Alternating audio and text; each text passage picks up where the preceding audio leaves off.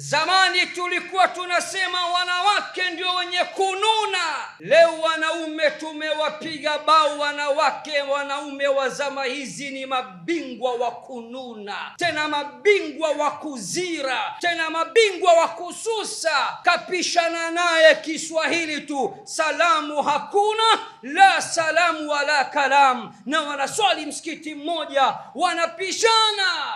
Yaltaqiyani fayaridu hadha wa yaridu hadha. Bwana Mtume anasema wanakutana Waislamu wawili, huyu kampuuza mwenzake na huyu kampuuza mwenzake, huyu kamnunia mwenzake na huyu kamnunia mwenzake. Kisha Bwana Mtume anasema nani mbora katika hawa? Akasema wa khairuhuma, na mbora wao hawa wawili walionuniana, mbora wao ni yule ambaye anaanza kutoa salamu. Lakini huyu kapita zake, anasema kama umeamua kupandisha viona, mimi natia tinte. Wanaume wazima shekhe na ndevu zao wananuniana bwana. Mwanaume hanunagi babu, mwanaume anakasirika lakini hanuni. Kununa ni kazi ya kina mama babu.